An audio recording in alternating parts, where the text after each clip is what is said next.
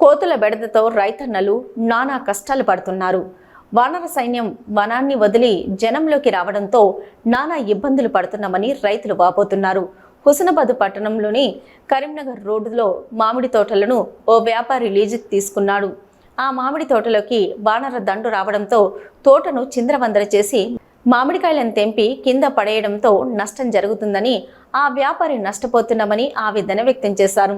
తోటలోకి కోతులను రాకుండా variety sound సిస్టంతో, శబ్దాలతో, DJ సౌండ్లతో వినూత్నంగా ఎంత చేసినా కోతుల బెడద తప్పడం లేదని వ్యాపారి ఆవేదన వ్యక్తం చేస్తున్నారు.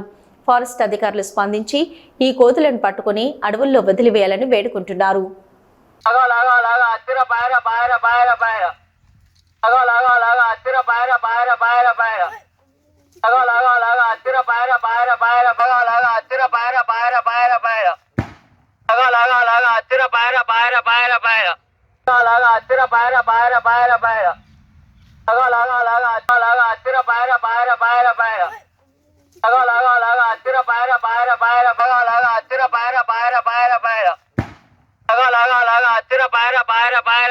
కోతులు ఇవి చేయబట్టి ఇప్పుడు నెల రోజులే ఈడు ఉండబట్టి తిండి ఠికానా లేకుండా మా చిన్నోళ్ళు, మా కొడుకు, మా బిడ్డ వీళ్ళు బడికి పోయి వచ్చి మధ్యాహ్నం 2 గంటలకు వీడికి వచ్చి అందరం ఈయనే ఉండి ఈ గుట్టలు చేయబట్టి, గ్యారెంటీ చేయబట్టి ఇవన్నీ ఇవరకు కోత అనేది మా దగ్గర లేదు.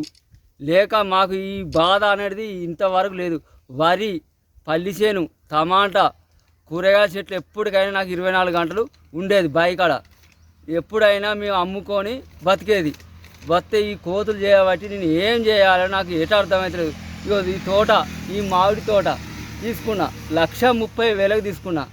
ఇట్లా ఇటువంటి తోటలు 3 తీసుకున్నా. ఇది ఏం చేయాలో నాకు ఎటు అర్థమవుతుందా? కోతులు ఓ 24 గంటలు తెల్లారు లేస్తే 5 గంటలు స్టార్ట్ చేస్తే రాత్రి 7 అయ్యేదాకా కొట్టుడే అవుతుంది. మొత్తం తిని అంతా కొరికి పారేస్తాయి. మొత్తం దేనికి అక్కర రాకుండా కొరికి పారేస్తాయి.